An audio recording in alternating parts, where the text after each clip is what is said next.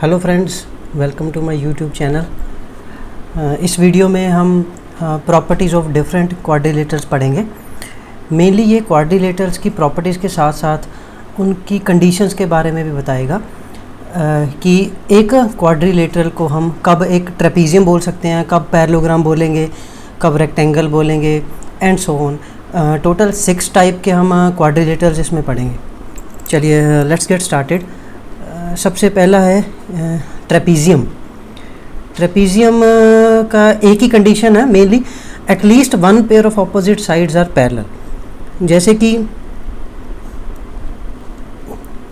ये दो sides parallel हो गई और ये पैरेलल हो गई तो बस काम ख़त्म है कि ये अगर दो साइड्स पैरेलल हो गई और दूसरी 4 साइड्स का ही है ये पैरेललोग्राम, ट्रेपीजियम। ये ओके, ये एक ट्रेपीजियम है, मतलब इसकी एक कंडीशन है कि one pair of opposite sides parallel होनी चाहिए। ना कोई इक्वालिटी की कंडीशन है, ना कोई डायगोनल की कंडीशन है। ठीक है जी, ये हो गया हमारा trapezium. Next we move on to parallelogram. Parallelogram की मेनली 4 प्रॉपर्टीज़ हैं। सबसे पहले opposite sides are parallel and equal. Opposite sides parallel भी होनी चाहिए और इक्वल भी होनी चाहिए। सबसे पहले हम एक पैरेललोग्राम ड्रॉ कर लेते हैं। इसको पैरेललोग्राम भी मान के चलना, थोड़ी सी ड्राइंग में इधर उधर हो जाएगा।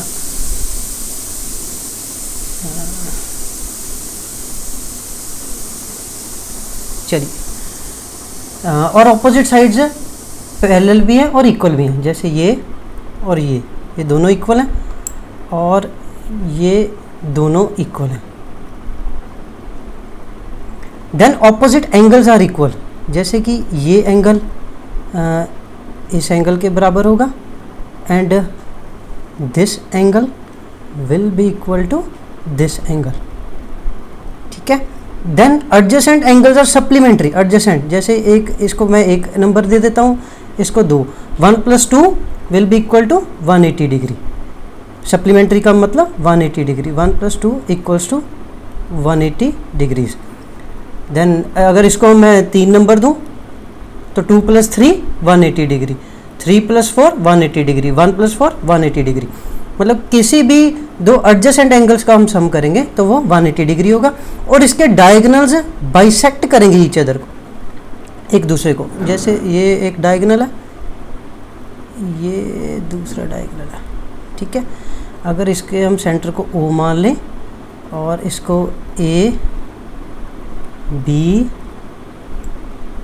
C and then D, then जो हमारा OD होगा, OD OB के बराबर होगा।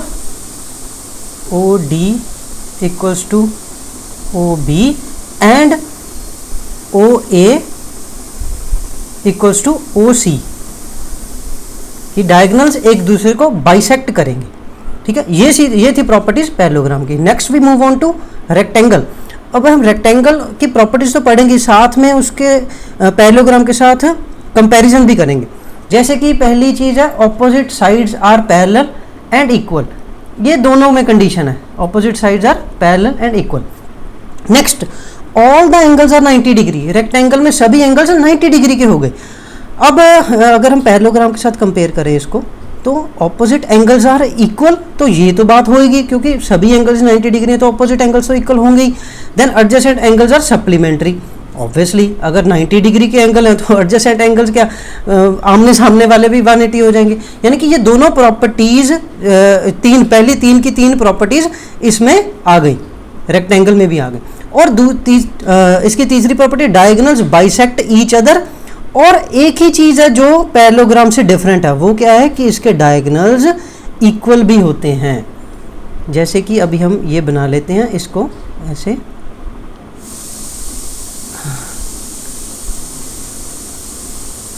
थोड़ा सा ड्राइंग को इग्नोर करना, मान के चलना कि ये रेक्टेंगल ही है।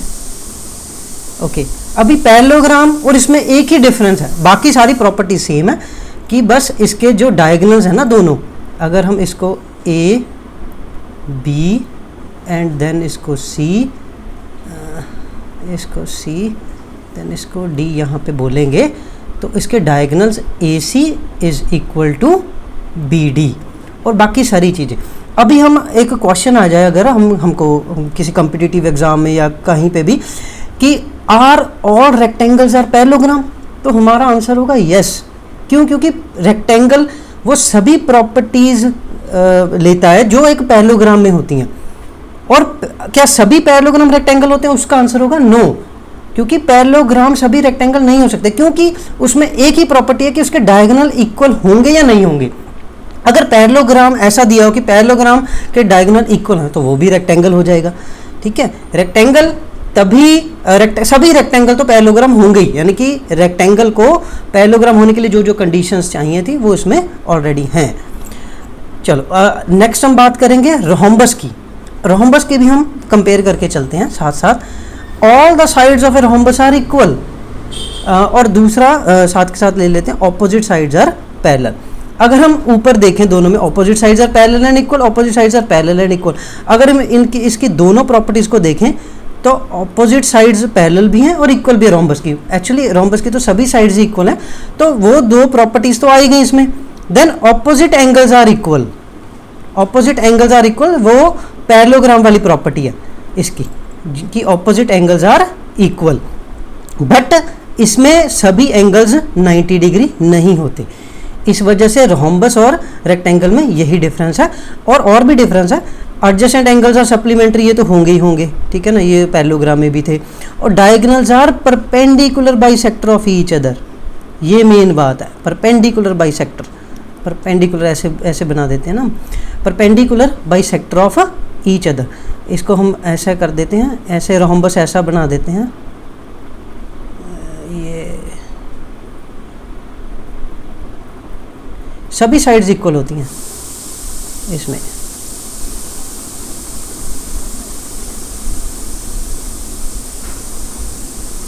ठीक है, अभी हम पैरेललोग्राम के साथ कंपेयर करें तो opposite sides are parallel and equal, opposite sides parallel and equal इसके भी हैं। Opposite angles are equal, opposite angles are equal इसमें भी हैं। Adjacent angles are supplementary, adjacent angles are supplementary. Diagonals bisect each other parallelogram में, इसमें भी diagonal bisect तो करते ही हैं और उसके साथ साथ परपेंडिकुलर बाइसेक्ट करते हैं। यानी कि पैरेललोग्राम और इसमें क्या डिफरेंस है, एक तो इसकी चारों की चारों साइड्स बराबर होती हैं, उसमें तो ऑपोजिट पेयर की बराबर होती हैं, और जो डायगोनल्स हैं वो परपेंडिकुलरली बाइसेक्ट करते हैं एक दूसरे को। जैसे कि अगर हम इसको O मान लें, इसको नीचे से शुरू करते हैं, A then B then C then D, जैसा कि हमने पैरेललोग्राम में देखा था या दूसरे में भी कि इसके डायगोनल्स एक दूसरे को बाइसेक्ट करेंगे। जैसे इसका मतलब OC OA के बराबर होगा और हमारा दूसरा OD OB के बराबर होगा, क्योंकि डायगोनल्स एक दूसरे को बाइसेक्ट करते हैं। चलो नेक्स्ट हम मूव करते हैं स्केयर पे। स्केयर में सभी प्रॉपर्टीज आ जाती हैं सभी की, जैसे कि all sides are equal, then opposite sides are parallel, parallel भी होंगी, इक्वल भी होंगी। All the angles are 90 degrees, diagonals are perpendicular bisector of each other and equal. यानी कि अगर हम स्केयर को किसी के साथ भी कंपेयर करें तो सारे की प्रॉपर्टीज ले लेता है ये।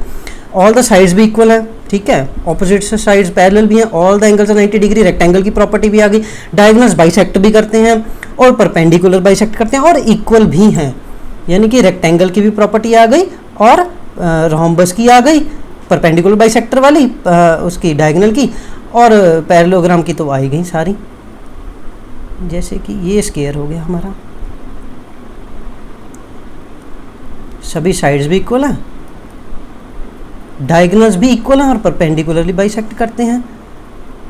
ठीक है, इसलिए इस वजह से अगर हमको आ जाए are all squares rhombus, yes. Are all squares rectangle, yes.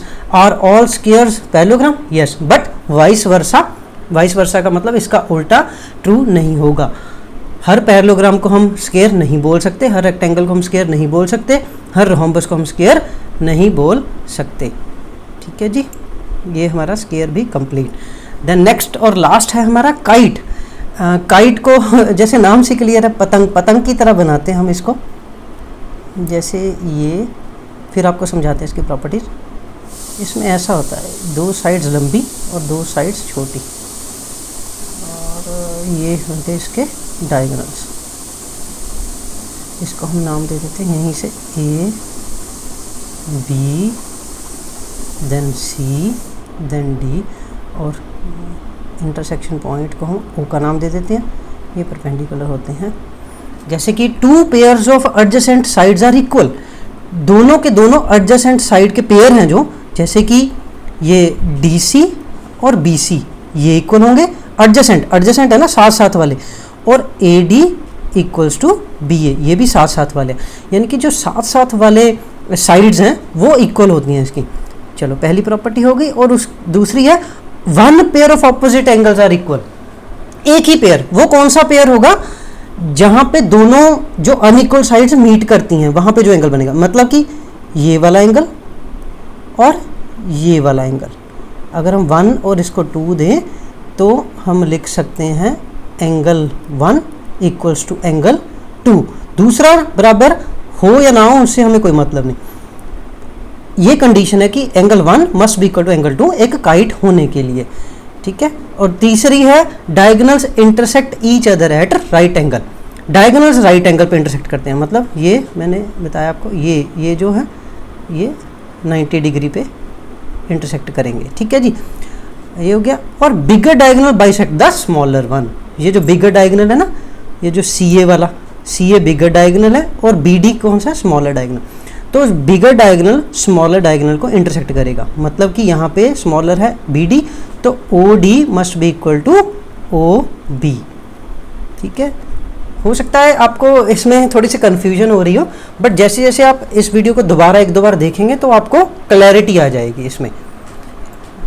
चलिए सब्सक्राइब कीजिए, चैनल को लाइक कीजिए और शेयर भी कीजिए इस वीडियो को।